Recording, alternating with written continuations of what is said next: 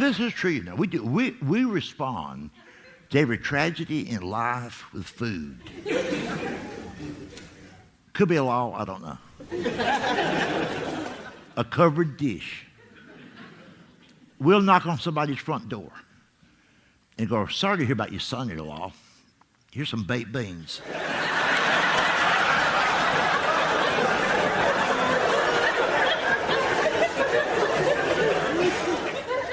We would come in for a minute, but Walmart closes at 12.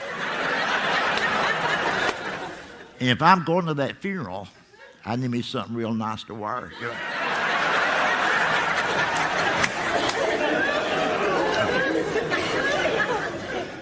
You know, I'll tell you something else about us Baptists. And I'm just assuming y'all are Baptists. Well, look, I'll prove it to you. I want you to applaud if you are Catholic. If you're Catholic, applaud.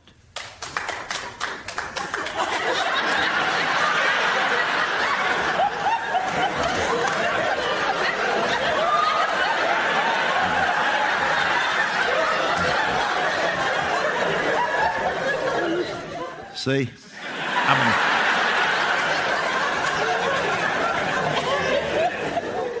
Not many. But we're glad to have you with us.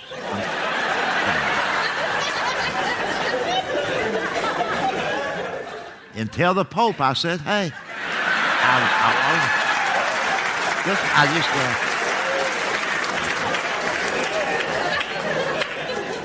I know he's been in town this whole week, but I had to work.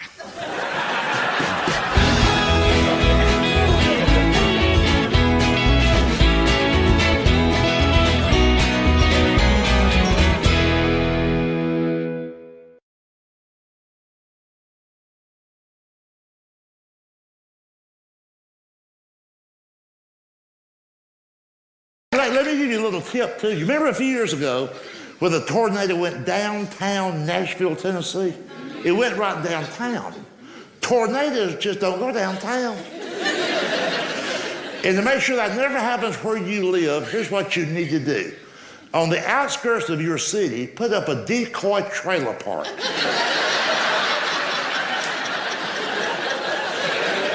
That'll be like cheese in a trap.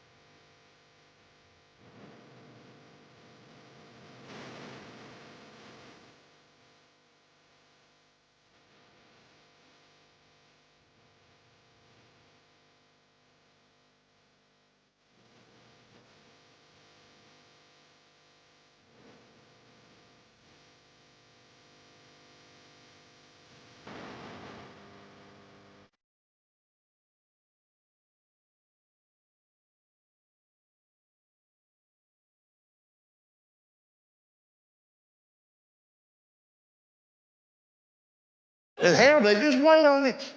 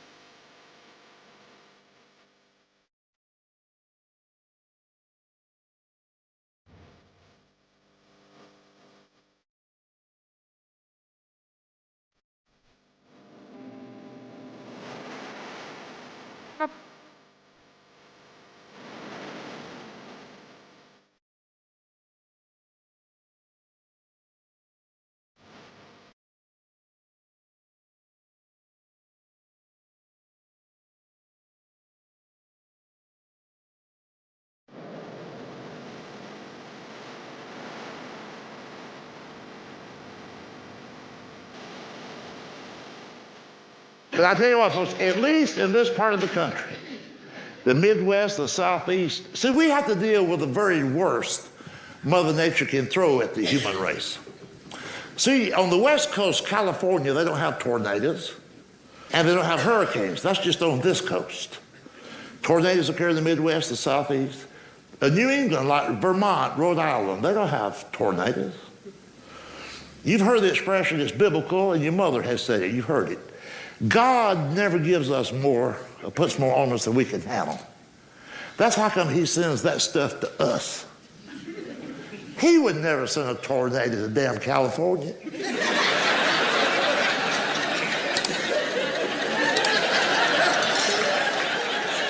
Hell, they just couldn't deal with it.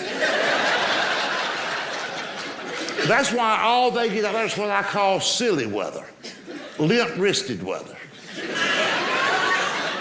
Like mud's like mud, mud, it's damn mud. Where else in America would mud be a natural disaster? Down here, we put big wheels on something to get out and play it.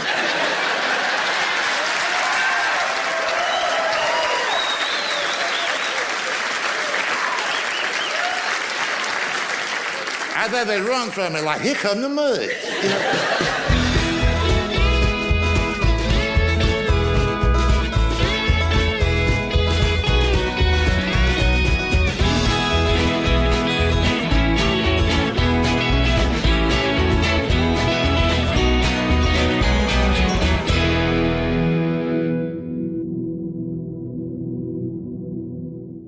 And by the way, have you noticed that's one thing that all of us fat people have in common? We'll do anything in the world to lose weight except quit eating. We like to read books, join clubs. Matter of fact, we like to read a good diet book while we're eating a box of cookies. And I've tried every fad diet that come along. Remember Dr. Stillman's water diet? You had to drink 14 glasses of water every 24 hours. I lost 2 pounds the first day. My bladder fell out.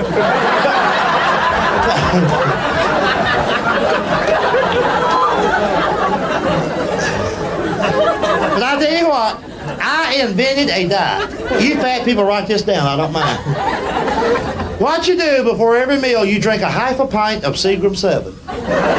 You're still hungry, but you can't find your mouth.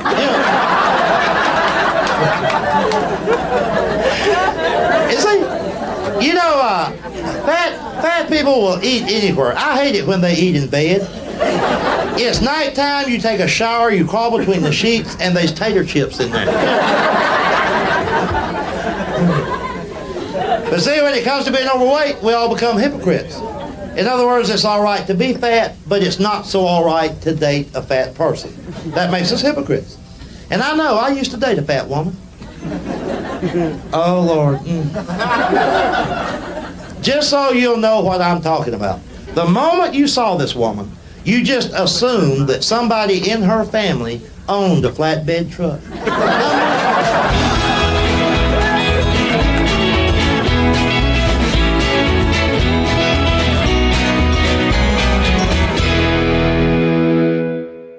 I tell you what, you pay close attention and see if this right here for most of you out there tonight, see if this don't bring back some precious, fond childhood memories to you about your mother and that covered dish. You think back a long time ago now when you was like, oh, just yay big. It'd be late in the evening, early night time. Everybody's out on the front porch after supper, about half asleep. Pot roast to do that to you. Remember, those were the good old days in America where a mother forced the kids to overeat. Made them eat. All right, y'all don't eat all that pot roast. I ain't going to make another one. Well, hell.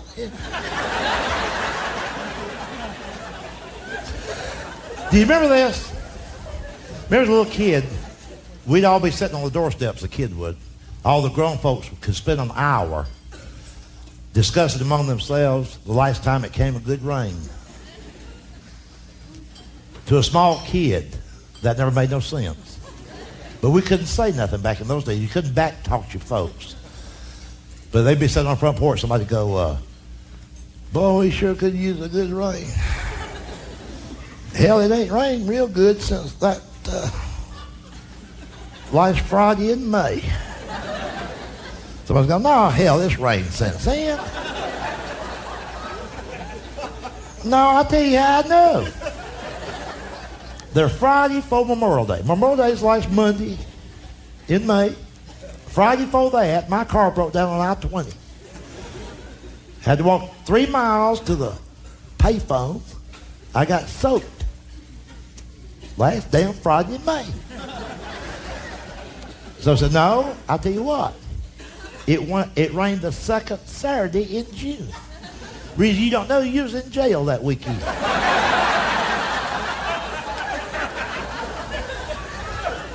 Then he said, well, that wasn't my fault. If y'all got a bondsman, I could have got out there on Friday.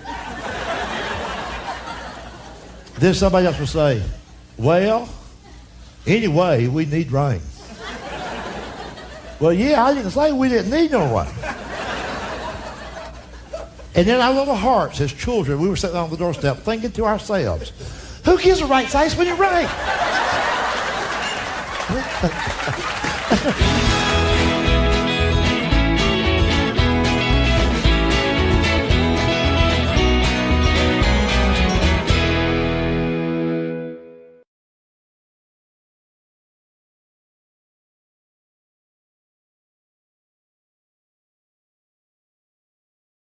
Oh my, see, you gotta learn to have a good time every day.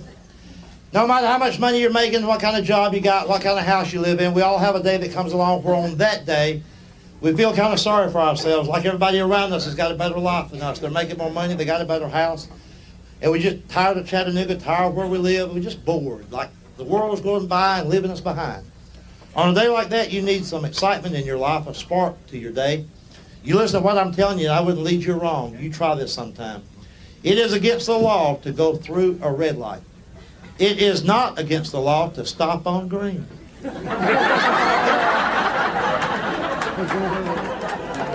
I do that every once in a while. Oh, it's chaos. See, they didn't think anybody would ever do it. There's no law on the books. The policeman's going to pull you over and he's going to say, hey, you stopped on green. And you can say, yeah, I know. Have a good day.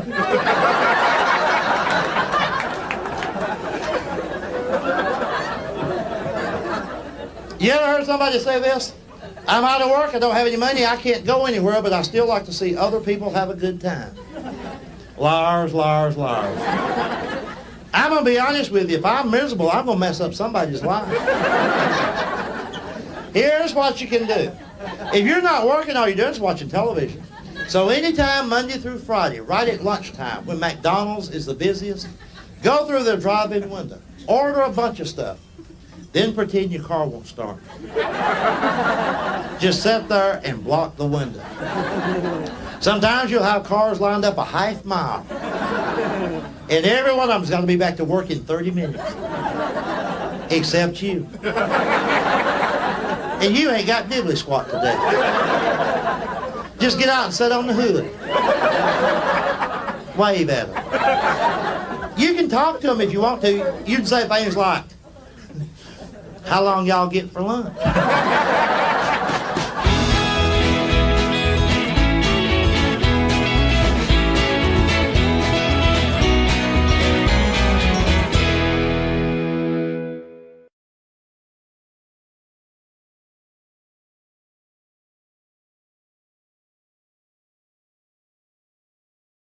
I got crazy kinfolks. Y'all have crazy kinfolks? I mean, we love them, but, you know, I got one now. Had lunch with him 3 days ago. He's bragging, always bragging about something. He's bragging about a brand new 6-quart crock pot. And he don't have it yet because he's got it on layaway. And he tells me, he acts like it's the greatest thing in the world. He asked me, he said, do you have a crock pot? I said, no, I don't have a crock pot. You ought to get one. I said, I don't need one. He said, here's what you can do with a crock pot. You can put a raw chicken in a crock pot early in the morning, turn it on low, and when you come home from work that evening, it'll be ready to eat. Ain't that something? And I said, that's good, but you don't work. Like you're home all day, you know. The reason he's home all the time is because he's never had a full-time job, because I don't think he knows how to fill out a job application. Where it says nearest relative, he'll put 12 miles.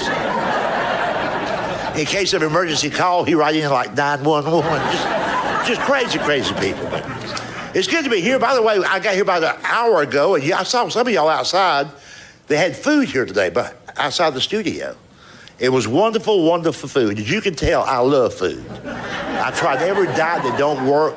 A diet that I hated the most. A few years ago, they had this diet called the Stillman water diet. The Stillman water diet. You had to drink 18 glasses of water every 24 hours. I lost 2 pounds in one day. My bladder fell out. But I love good food. Have you noticed that young people today don't know how to eat real good? Young folks, they get politically correct on what they eat. I work and travel with other comedians. Some of these guys, bless their heart, these are weird guys. I mean, they're 25, 30 years old. We always stay at the same hotel. They'll call my hotel room and they'll go, we going out running. You want to go? And I'm like, do what? We gonna run. You going? I'm like, no. But if you happen to cross a Krispy Kreme, you can bring me something back, you know. And I hate to go out to eat with them, especially, I love to go to the truck stops. And this is a true story that happened in Nashville just about, a year ago. They had me working with a 25-year-old comedian. We went to a truck stop, not a 4-star Mediterranean restaurant. This is a truck stop. We sat down, 2 comedians surrounded by truckers. Waitress comes over, big woman, not a lot of teeth. All this young guy wanted was a salad. Nothing wrong with that.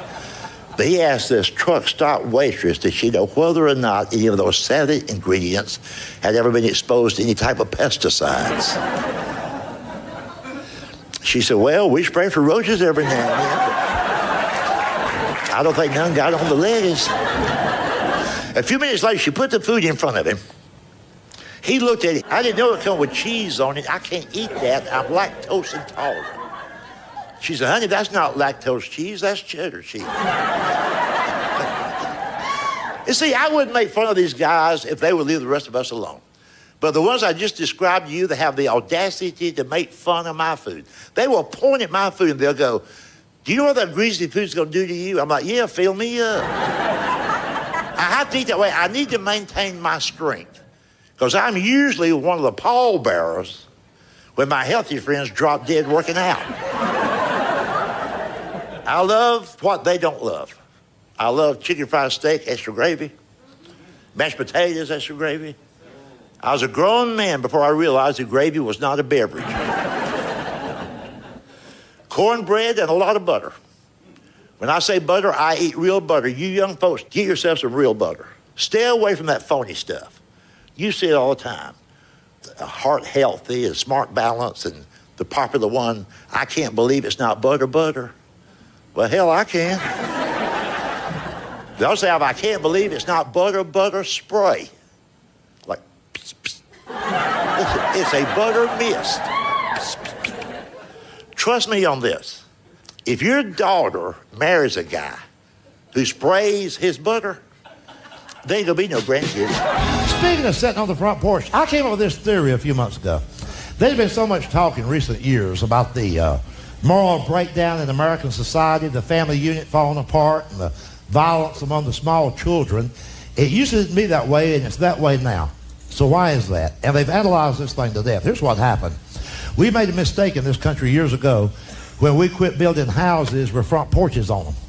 When everybody had a front porch, we was all more civilized. Get there after supper, sit around, talk, sometimes just grunt. Like, ah, damn. I ain't gonna never eat cooked cabbage again.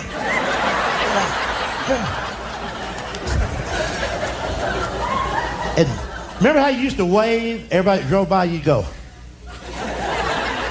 Somebody go, who was that? You go, hell, I don't know. Well, you waved. Well, I didn't want them to think we was uppity. And remember how you could gossip about everybody that drove down the highway? Somebody goes flying, you go, there goes that David Jackson, driving like a bat out of hell. Got a brand new car. How'd you get a new car? He ain't even got no job. I'll bet you his daddy co-signed. He co-signs for all them kids. That's how come they didn't turn out to be worth a damn. Well, see, you can't do that no more. You know why? Ain't nobody got a porch. Everybody's got a damn deck. You can't raise a family out back on a deck.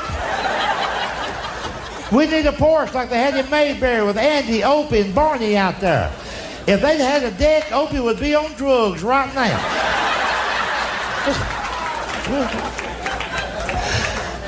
And look at this thing. Look at this thing about neighborhood crime. We're all paralyzed by neighborhood crime. There's no neighborhood crime. When I was little, you know why? Everybody's out on that porch. And the American people are so brave this day. Here's how we conquer neighborhood crime. We all join the Neighborhood Watch program. Put that little plaque in our subdivision. This neighborhood part of Neighborhood Watch. Damn. Man, that's going to scare them off, ain't it? Some mass murderer head in your subdivision, see that plaque? Damn, they got a plaque!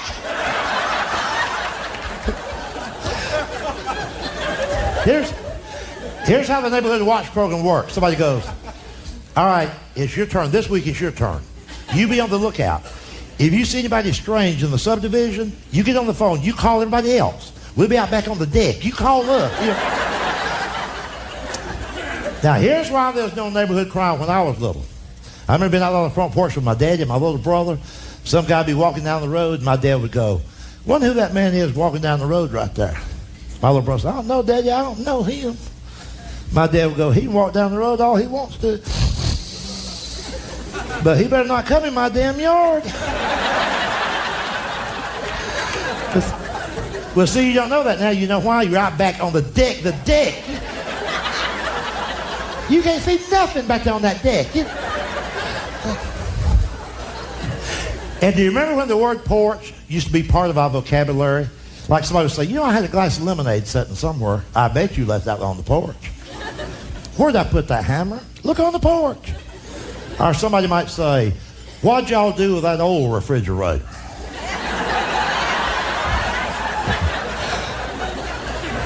We just sat on the front porch. Powerball is $29 million. I've got 100 tickets.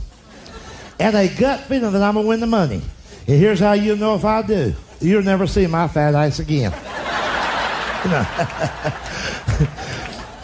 I know that here in Alabama you don't have a lottery, but when the jackpot gets like, to use your expression, way on up there,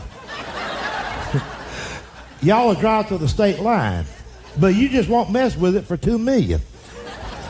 I know I got friends here in Birmingham, and I'll be talking to them on the phone from Atlanta, and I'll say, would you like me to get you some tickets this week? And they'll go, oh no, what's it up to? I go, well, it's just $2 million. They go, no, hell, I ain't gonna mess with it. Like if it's just $2 million, I just shouldn't stay here at Jiffy Lube.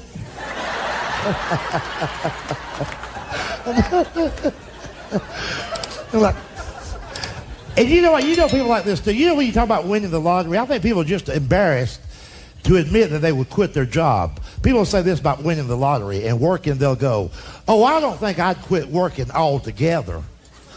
Now, what the hell does that mean? You got $15 million, but you're still going to get up early 2 mornings a week and go into Shoney's and set up that breakfast bar. Well, I'm the only one who knows how to do it. I mean, see, people ask me all the time. They say, now, James, I know you joke around a lot, but seriously, with the kind of job you've got, if you won that lottery, would you really quit working? I go in a heartbeat. They go, well, what would you do? What would you do? I sat on my front porch naked and wave at cars. See, if you've got $15 million, you can sit on your front porch naked. A family of 4 can drive by in a station wagon, and a little kid will point up there and go, look, Mama, that man's naked. She said, I know, honey, but he's got $15 million. They just call that eccentric, you know. But I'll tell you this. On those rare occasions when the jackpot gets to $15 million, and in the Georgia Lotto, it's only happened 3 times in 3 years, but when it's $15 million, everybody I know has got a handful of tickets. And it's late Saturday evening, they're all sitting out on the front porch, and they start fantasizing and talking among themselves about what they're going to do with the money if they win. You ought to hear my kin people talk. I've got some dumb-ice cousins. Oh, he'll go, what would I do? Hell, I'll tell you what I'd do.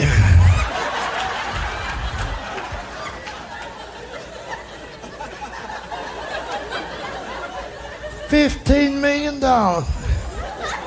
You damn right I know what I'd do. I'd put a new roof on this house.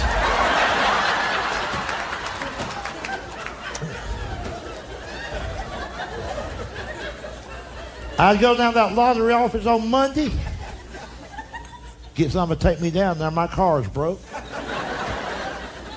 Get my check. Come back here, get out the yellow pages, turn to R, call me a roofing company. Tell them, hell, I didn't care what it cost. And I might go ahead and get that back porch screened in. And then they'll go, and if there's enough left, I'm like, maybe you ought to go to night school. It was always about the food. Don't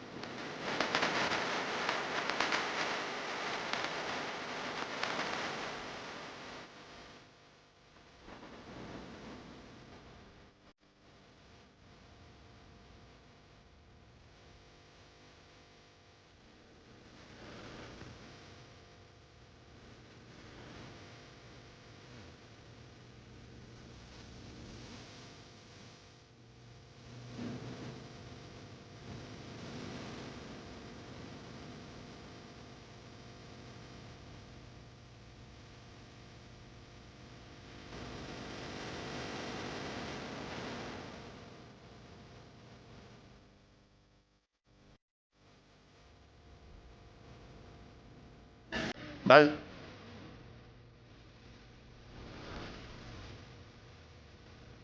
her side.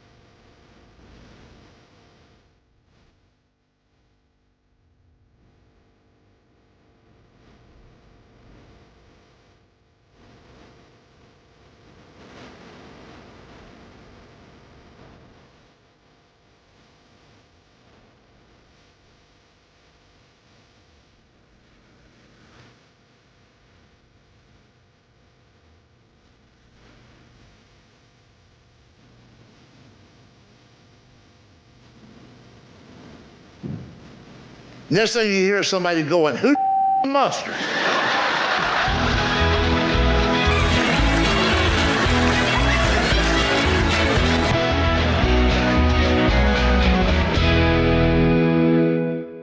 This,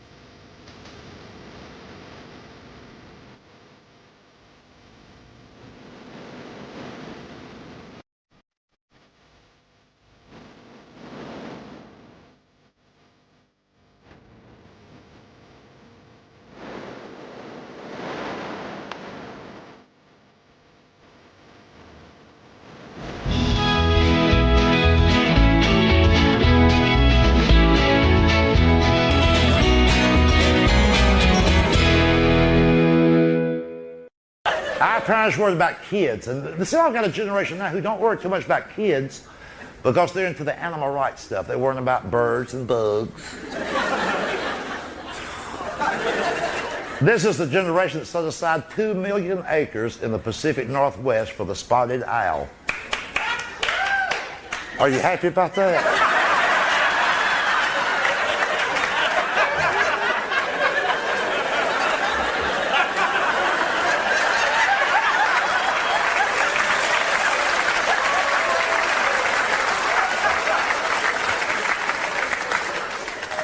But brace yourself.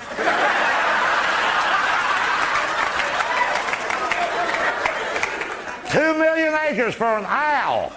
A bird. It's a bird. It's a damn bird. It's a bird. And they tell you so, oh, they'll be on the Larry King show. Just on the verge of tears. Oh, Larry. There's just not very many of those owls left. And I'm like,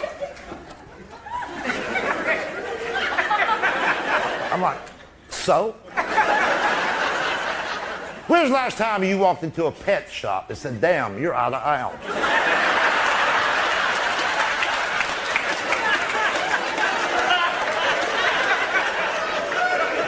It's a bird.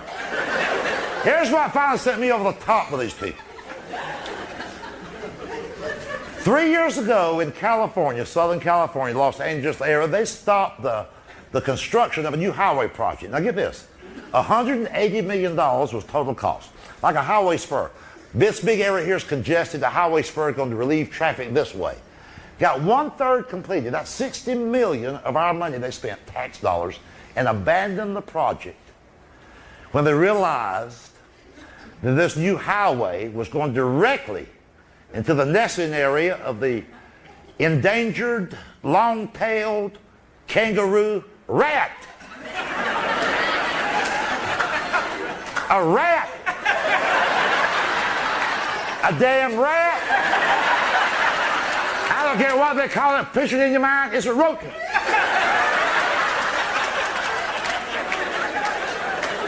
Every generation until this one for 400 years would see a rat and go, there's a rat, kill it.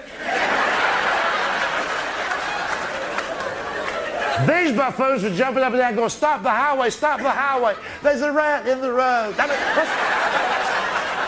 It's a damn rat. They tell us that this rat needs 2,000 acres.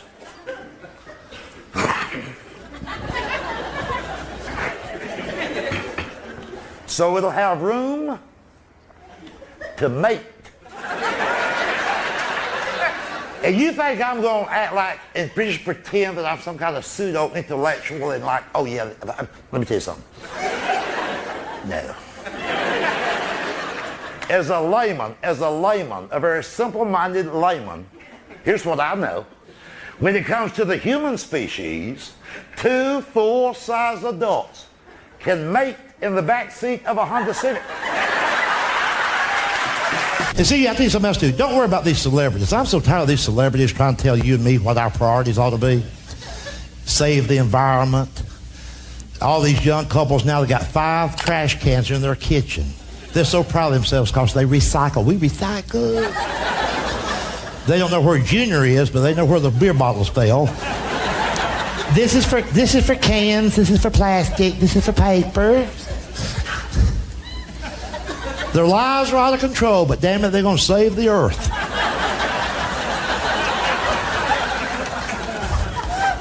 They do about these celebrity hypocrites.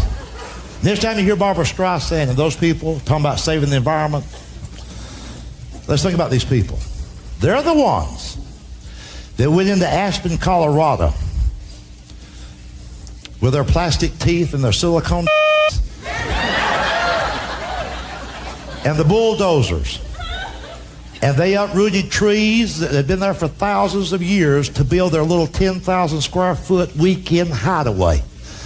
Aspen is so congested now, they're trying to destroy Telluride, Colorado.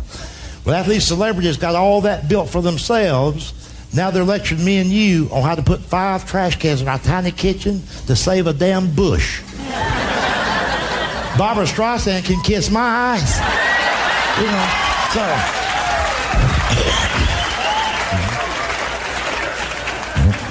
And let's not worry about that spotted owl. See, you can't say these things at work. You can't, I mean, some of these things are in your gut, you can't say. You may lose your job. That don't apply to me. I've already buried all the money I need. So I can tell you that I hope that damn owl dies. It's a bird, it don't do nothing. I'd like to be on the Oprah Winfrey show. Her said, Mr. Gregory, why did they invite you on the show today? I said, because I killed the spotted owl. Well, why did you do that? I said, because on my car. It's a changing world we're living in. Now, oftentimes these days, we don't even know our neighbor. We certainly don't know the couple 2 miles down the highway. We've now got strange people living in our communities. Damn strange. Like vegetarians. Trust me, those buffoons are out there. And you can't spot them. Hell, they look just like me and you. And you have to rent to them. It's the law.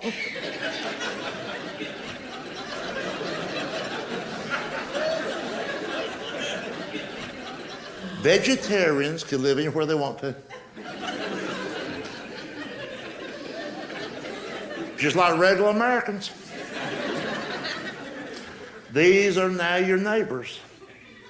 So now when you have a death in the family, it's these health conscious people. And God bless them, they don't mean any harm, they just don't know any different. They're the ones that will show up at your front door in your time of grief with fruit.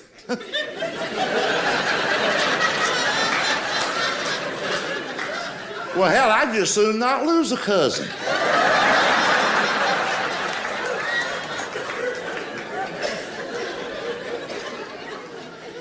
I just don't understand vegetarians. I could be driving down the highway and see a cow in a pasture. I'll get it. But I have never, not once in my life, and neither have any of you, not once, ever heard a vegetarian go, I smell squash.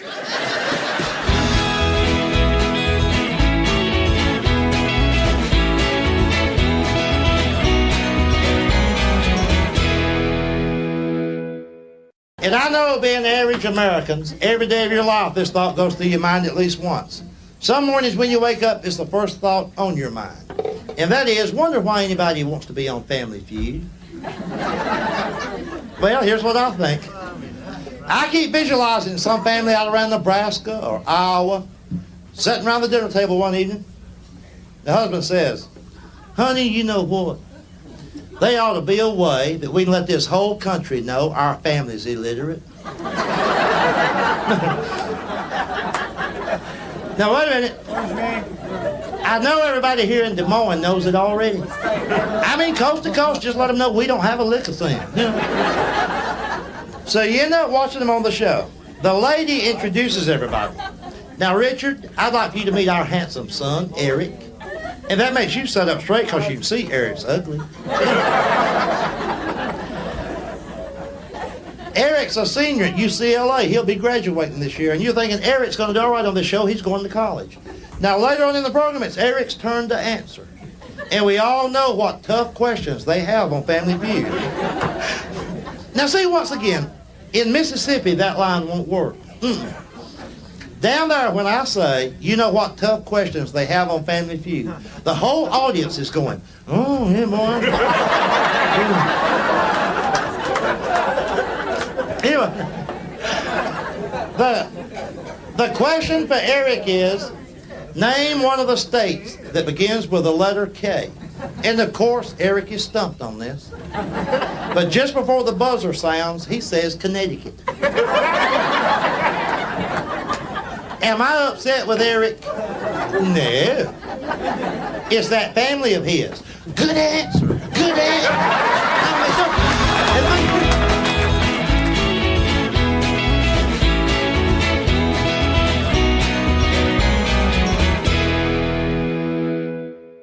And I know, being average Americans, every day of your life this thought goes through your mind at least once. Some mornings when you wake up, it's the first thought on your mind. And that is, wonder why anybody wants to be on Family Feud. Well, here's what I think. I keep visualizing some family out around Nebraska or Iowa, sitting around the dinner table one evening. The husband says, honey, you know what? They ought to be a way that we can let this whole country know our family's illiterate.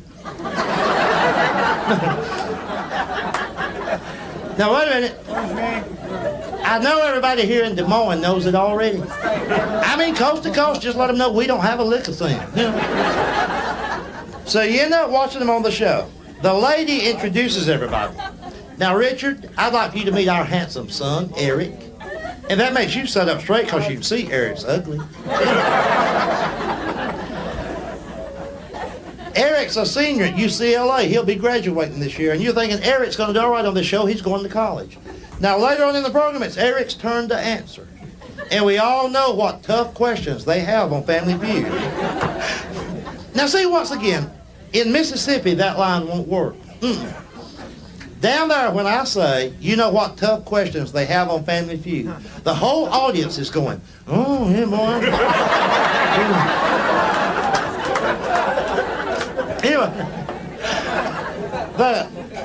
the question for Eric is, name one of the states that begins with the letter K. And of course, Eric is stumped on this. But just before the buzzer sounds, he says Connecticut. Am I upset with Eric? No. It's that family of his. Good answer. Good answer.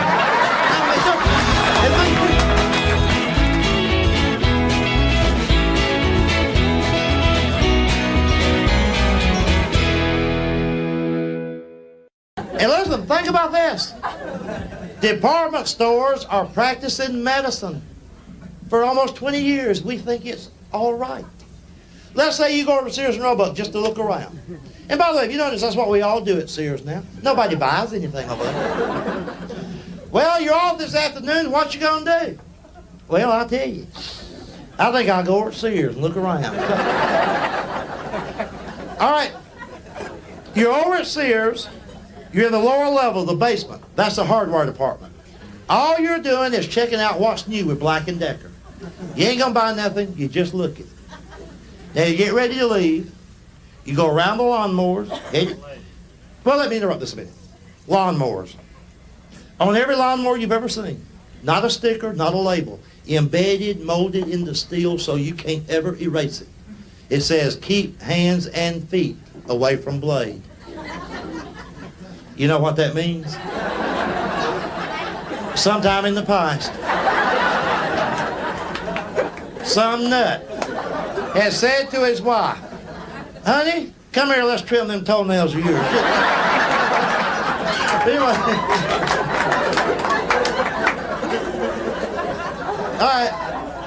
All right, now, you're leaving Sears, you're headed toward the, listen, you know what else you do while you're there? You always take time to look at that 72-drawer tool chest.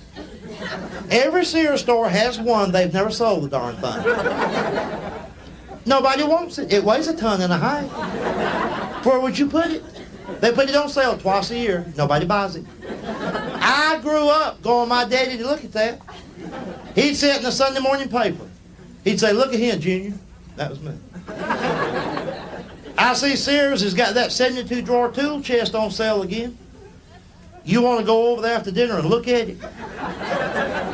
I'd say, yeah, I'll go with you over there.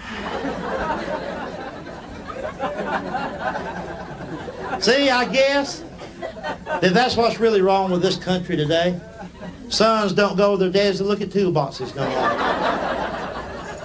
I bet you that there's some of you in here that never went with your daddy to look at paneling. See? My dad didn't need no paneling. He just liked to look at it. He'd sit in the paper on Sunday morning. He'd say, look at here, Junior.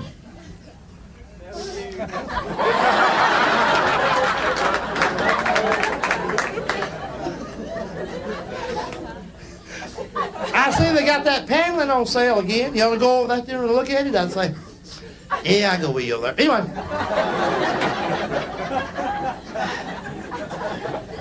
And I'll tell you something else, too. I'm going to see my dad again Monday. If he wants to go look at something else, hell, I'm going to go with him. You ain't got but one daddy, you know. All right, now, we're still in that Sears store, ain't we? We got to move along. Now, all right, you're leaving Sears, headed toward the door. On your way out, you bump into an optometrist. Listen to me, there's an eye doctor working in the basement of Sears. Don't you know that his mom and dad are real proud of him? Think about his parents. They're the ones that mortgaged the house, cashed up the life insurance to educate this twerp, hoping someday to brag on him. Hey, George, that son of yours, the one went to college for 13 years. Where's he working now? Sears.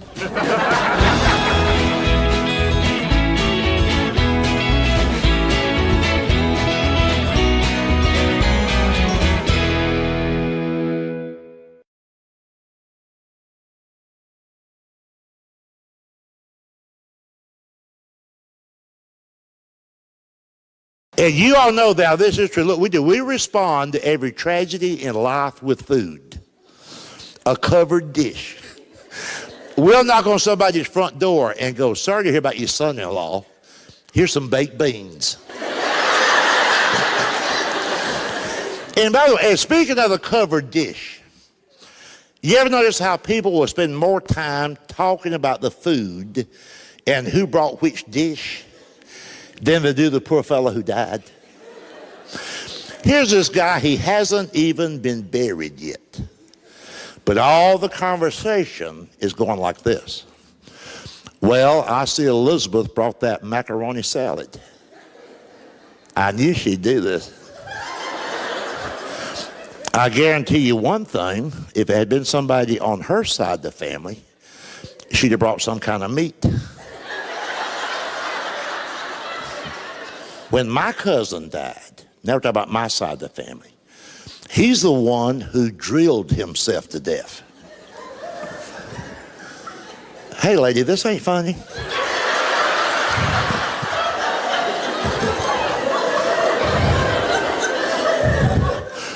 What happened was he had this high-powered Black & Decker drill, and he was going to put the screw back in his cowboy belt buckle.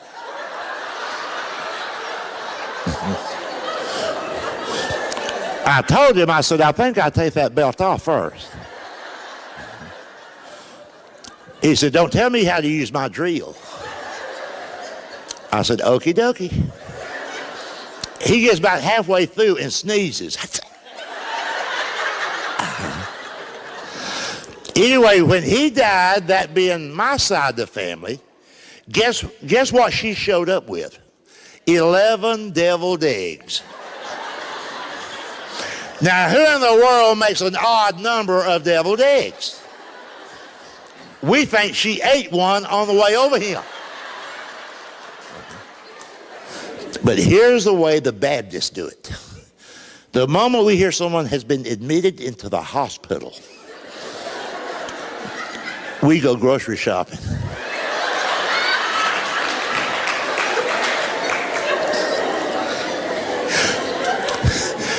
When we hear they have been moved into intensive care, we start cooking.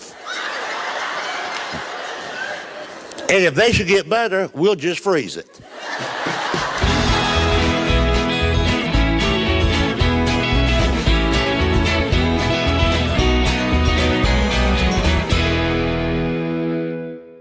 This is going to remind you of somebody you know. If they're no longer with you, it'll bring back good memories to you. Maybe your favorite aunt, your grandmother. You're the ones that you saw. Well, if you didn't see them on Sunday, you'd see them on special occasions. You know, Christmas Day, Thanksgiving, somebody's birthday. The big, wide, fat, overweight relative. The one we love so much. Get up from the supper table. First of all, though, everybody else is already up from the table. They're in the living room. She's still in the kitchen. And she would just yell to the next room. I'll be there in a minute. I'm just gonna get a biscuit and sop this up.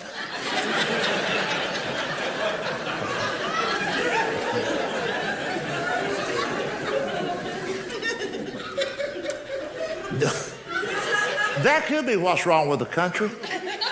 A whole generation of Americans who've never heard the expression, sop it up.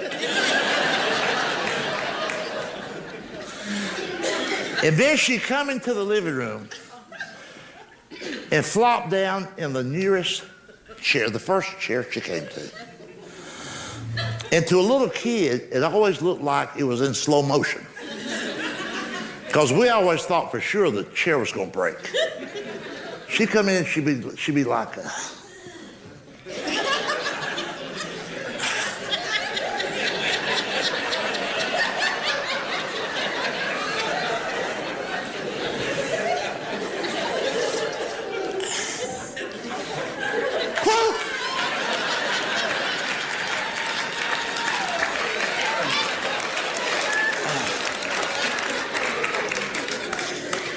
oh Lord.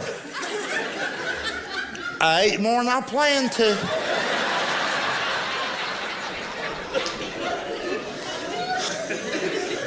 I think starting tomorrow, I'm gonna go on some kind of a diet. Well, no, I can't tomorrow. Hell, we're going to Cracker Barrel tomorrow.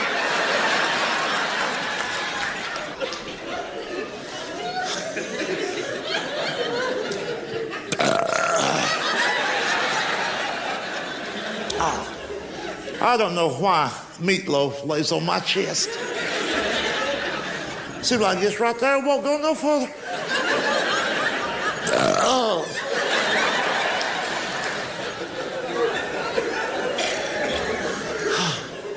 Oh, I wish now I brought my gas pills. I didn't know you put onion in your meatloaf. Lord knows I can't eat cooked onions. Oh.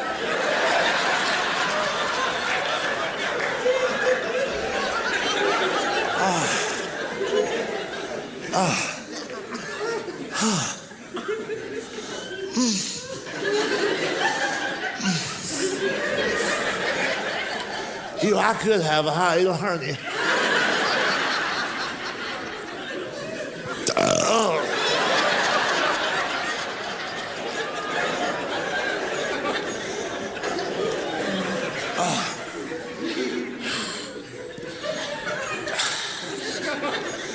If I knew my insurance would pay for it, I'd get me an MRI.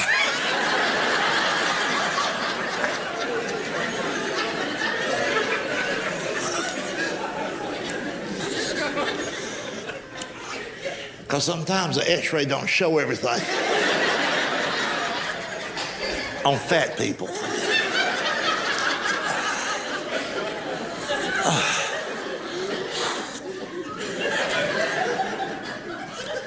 If y'all would wait a few minutes, I'd help with those dishes.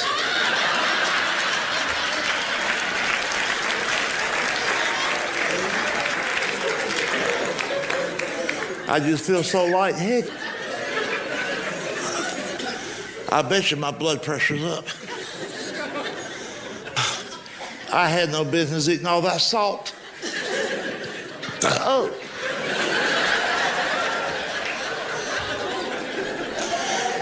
But I'd just soon not have meatloaf. I can't put salt on it. Oh.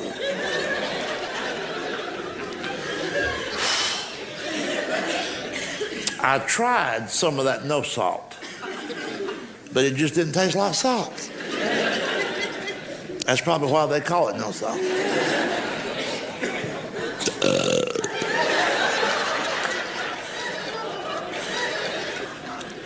Whew. Is it hot in here or is it just me? I swear I'm soaking wet.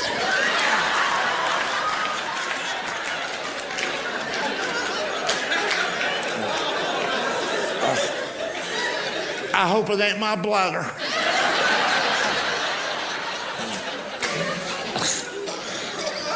Oh, I'm stuck to the chair.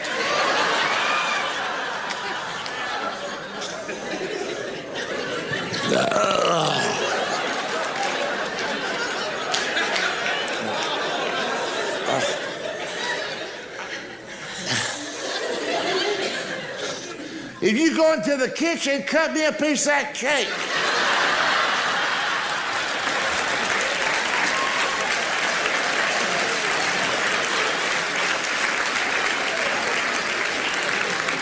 Just a little piece. I've cut way back on my sugar.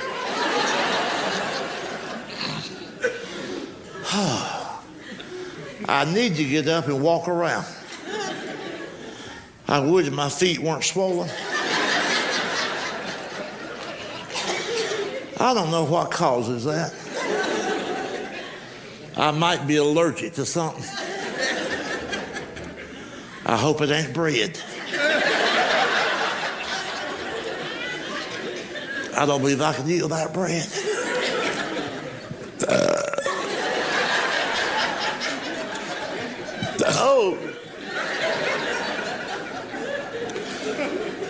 Oh, I hope I feel better before supper.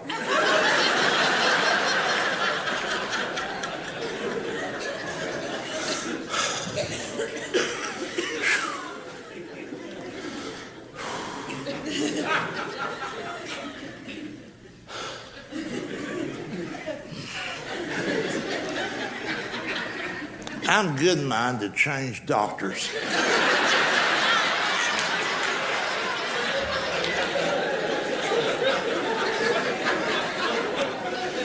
The one I'm going to now ain't doing me no good. Of course, his scales just go to 300. So really, he don't know whether I lost weight or not.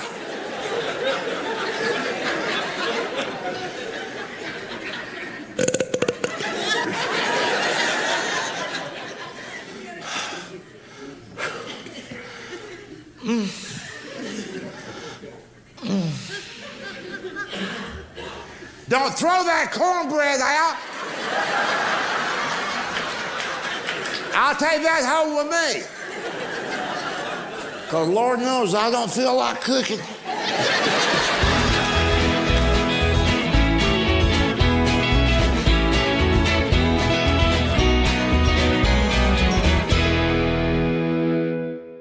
We have so many laws in our country now that are what we call feel-good legislation. Oh, boy. Like the law that just passed in New York State.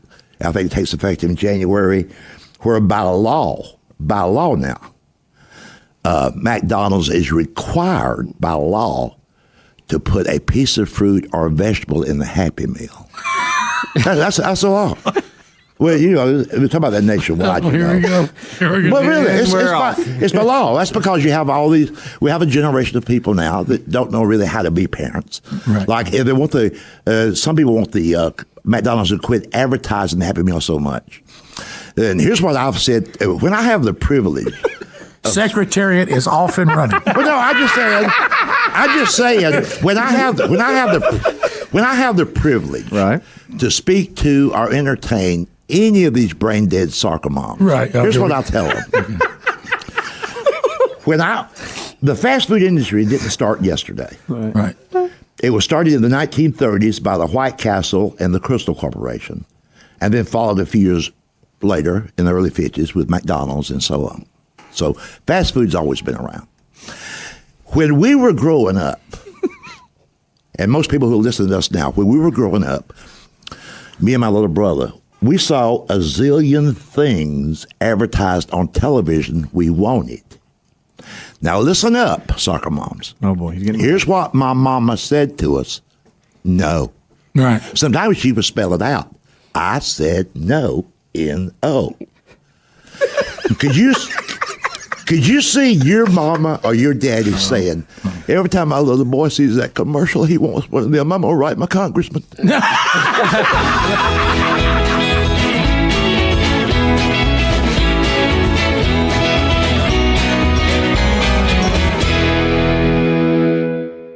It was only 12 years ago that they officially categorized obesity as a disease. It's official. Obesity is a disease. Fat people can't help it. It's just like polio. Maybe someday they'll find a cure. Nobody in this room really believes that obesity is a disease. I mean, come on. Where do you folks think I caught this?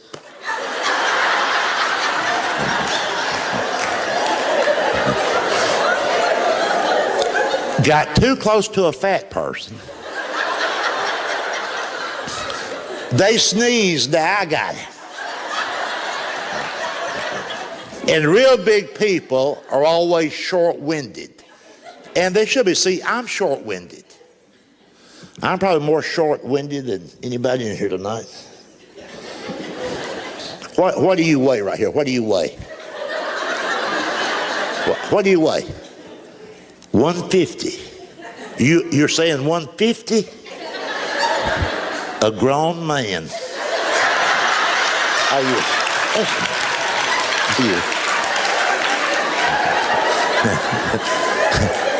Are you sick? You know that. What's your name? What's your first name? Huh? R-O-D. Rod. R-O-D. Are you retired or working? You're working. What kind of work you do? I know there's no heavy lifting. I know that. But what kind of work you do? A surgeon. A surgeon. Are you a doctor?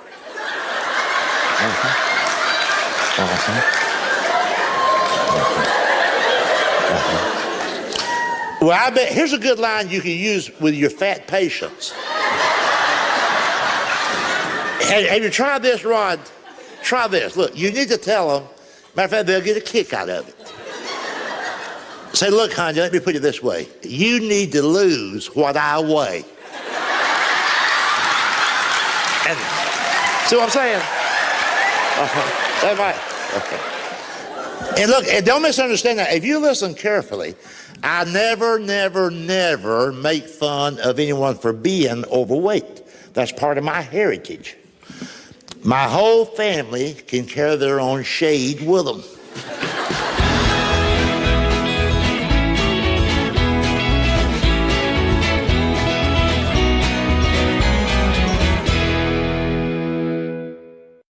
This is going to remind you of somebody you know. If they're no longer with you, it'll bring back good memories to you. Maybe your favorite aunt, your grandmother. You're the ones that you saw. Well, if you didn't see them on Sunday, you'd see them on special occasions. You know, Christmas Day, Thanksgiving, somebody's birthday. The big, wide, fat, overweight relative. The one we love so much. Get up from the supper table. First of all, though, everybody else is already up from the table. They're in the living room. She's still in the kitchen. And she would just yell to the next room. I'll be there in a minute. I'm just going to get a biscuit and sop this up.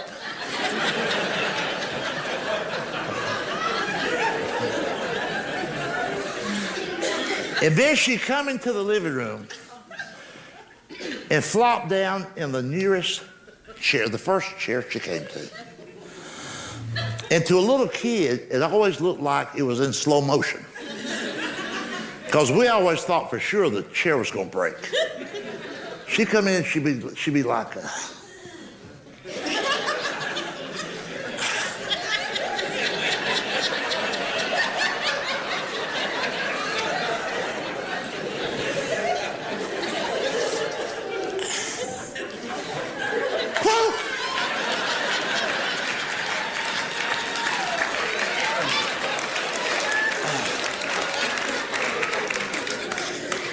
oh, Lord. I ate more than I planned to.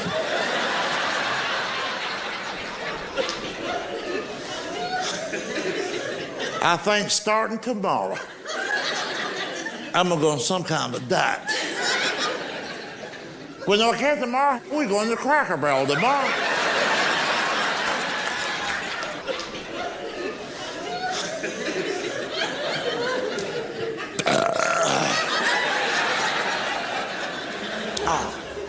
I don't know why meatloaf lays on my chest. Seems like it's right there, it won't go no further.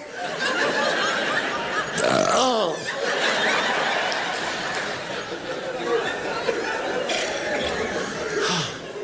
Oh, I wish now I brought my gas pills. I didn't know you put onion in your meatloaf.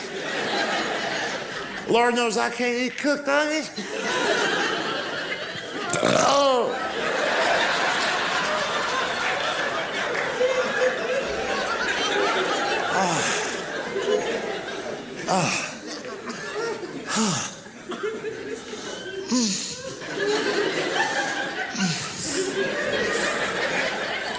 You know, I could have a hiatal hernia.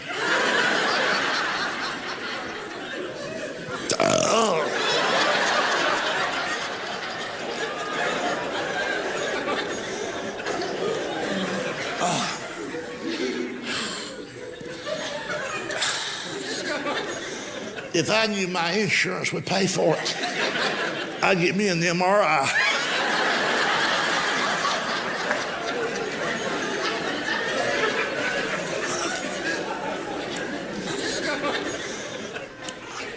Because sometimes the x-ray don't show everything on fat people.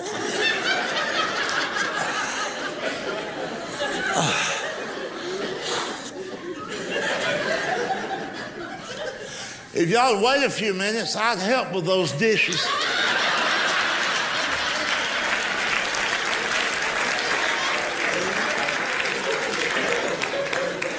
I just feel so lightheaded. I bet you my blood pressure's up. I had no business eating all that salt. Oh.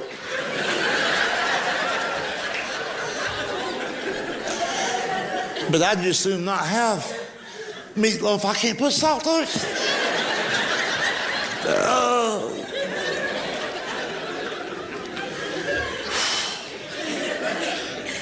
I tried some of that no salt, but it just didn't taste like salt. That's probably why they call it no salt.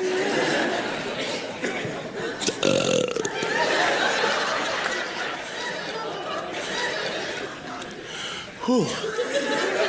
Is it hot in here or is it just me? I swear I'm soaking wet.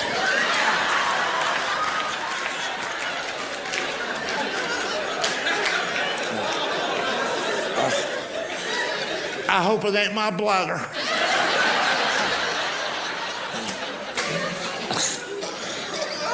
Oh, I'm stuck to the chair.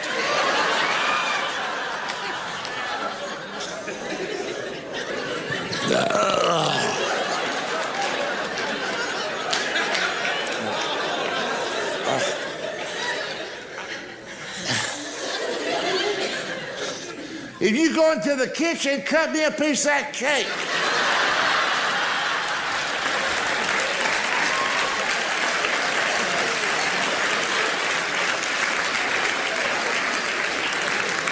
Just a little piece. I'll cut way back on my sugar.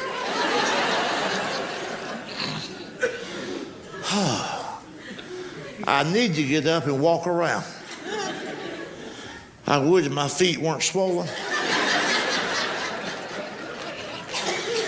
I don't know what causes that. I might be allergic to something. I hope it ain't bread. I don't believe I can eat without bread.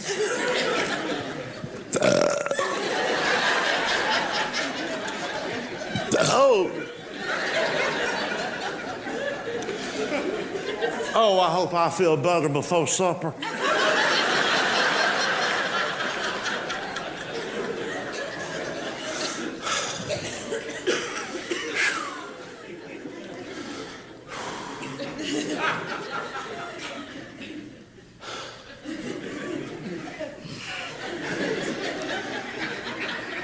I'm good in mind to change doctors.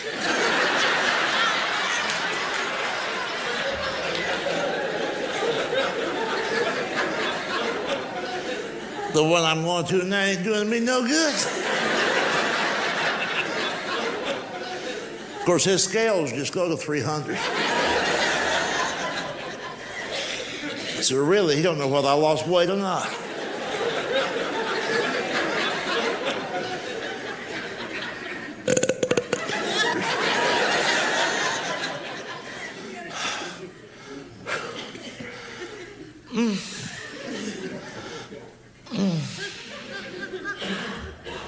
Don't throw that cornbread out. I'll take that home with me. Because Lord knows I don't feel like cooking.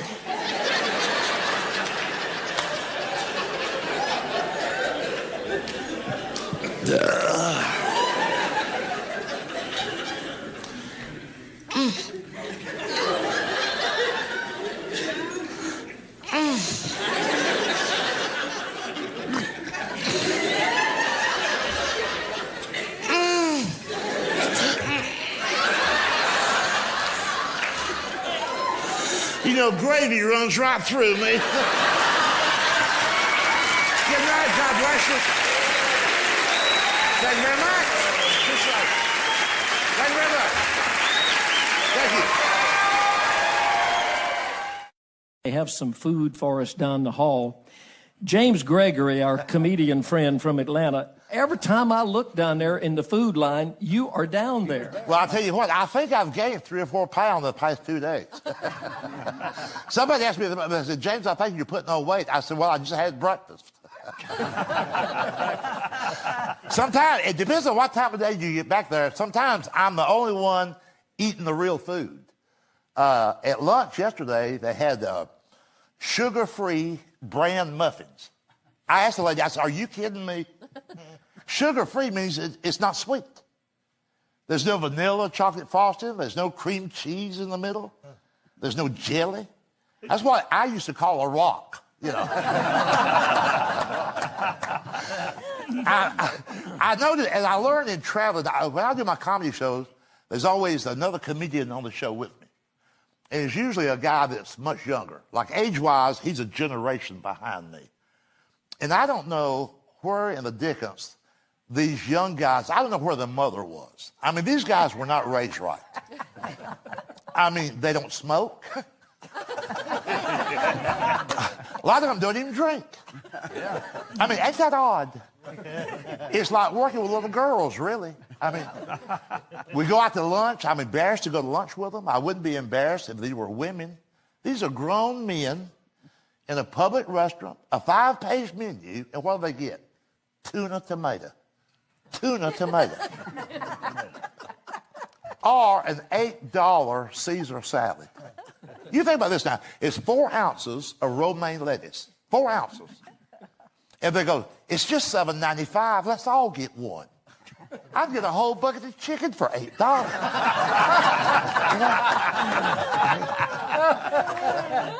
And everybody's in this health craze now. The political correctness is even taking over our eating habits. I'm just not going to jump on that bandwagon. I mean, I went to the doctor. I had a complete physical from head to toe in 1968. Why do I need a second opinion? I mean, and they'll make fun of my food because while they're sitting there grazing around their lunch, they just graze and interrogate the waiter.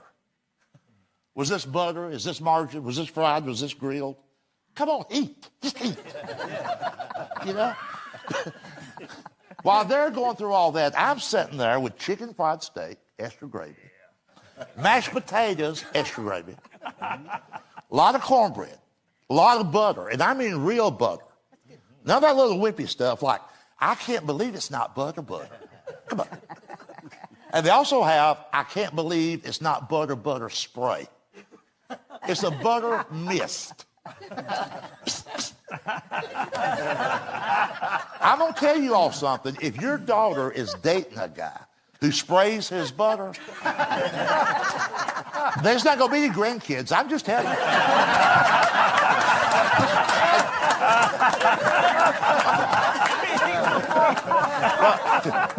I come from a background. My mother used to say that an empty stomach is the devil's playground. You know how some people say, I can't do so-and-so on an empty stomach. I can't do so-and-so on an empty stomach. My family, we can't eat on empty stomach. If we're awake, we're eating, you know. But those young guys I just talked about, they'll make fun of me. They'll point at my food. And they'll go, you know what that greasy food's going to do to you? I'm like, yeah, fill me up. I have to eat that way. I need to maintain my strength. Because I'm usually one of the pallbearers.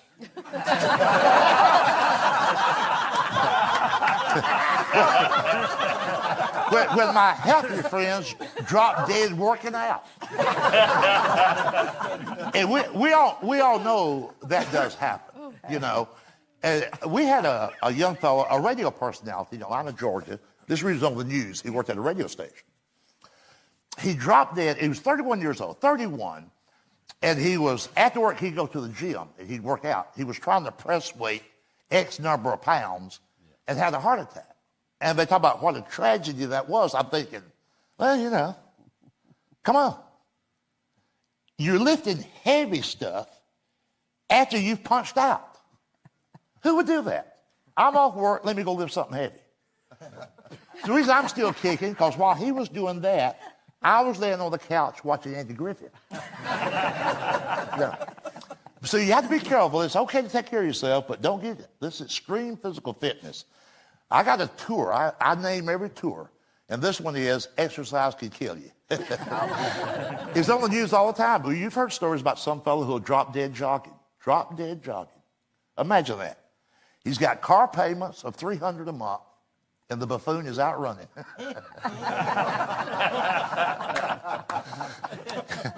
And I've never heard a single story about anybody dropping dead, eating banana pudding, watching TV. You know.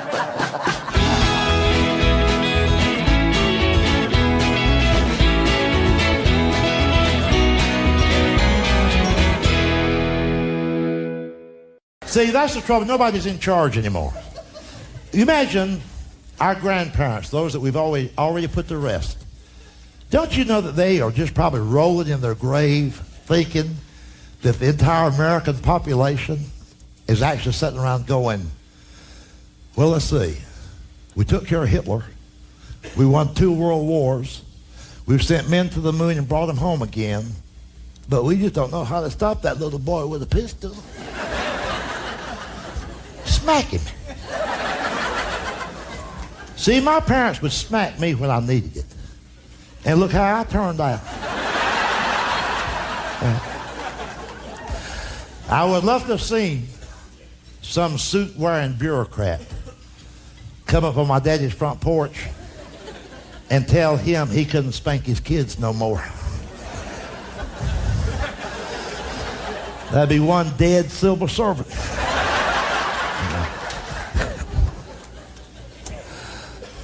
It's not the kids' fault, though. It's the breakfast we're feeding them. When you and I were little, we had a good fun breakfast. It was still okay to be a kid in America. And now everybody's so health conscious at the age of 2. At the age of 2, you got parents giving a 2-year-old healthy products. We need jawbreakers and Tootsie Rolls. Sugar. We need to lose our teeth. Eat some dirt, damn it. Eat some dirt. Me and you, we had a good fun breakfast. Captain Crunch, Frosty Flakes, Fruit Loops, damn Fruit Loops. We put a half a bowl of sugar and our teeth fell out, but we were happy. And look what the kids have now, because some of the adults are eating it. Fruit and fiber, fruit and fiber. Have you seen that? Little dried up hard banana chips. It looks like rock, it tastes like rock. Little dried up hard raisins. You know it looks like nose boogers. You know it does. The fiber looks like the hair on a Cabbage Patch doll. That's why kids kill each other in school. They're pissed off about breakfast.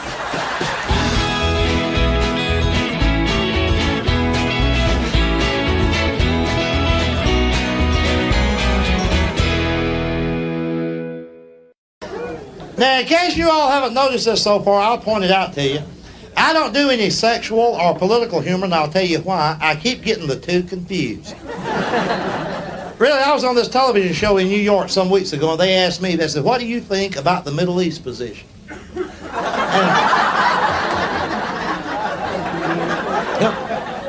Don't be getting ahead of me on these. I said, well, heck, I enjoyed it. But it hurt my wife's back.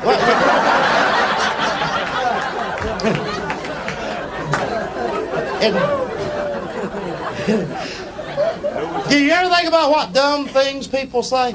Now, I don't mean dumb things that dumb people say. They're supposed to.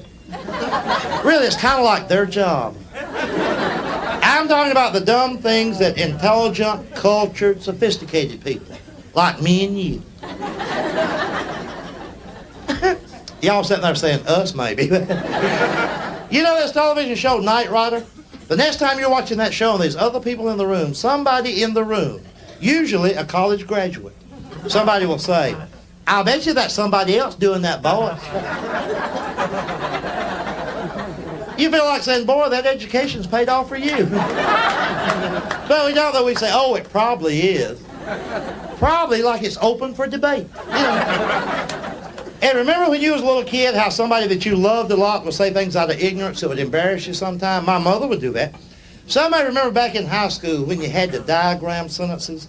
My mother was at a PTA meeting. She asked my teacher, she said, how's Junior doing? That was me.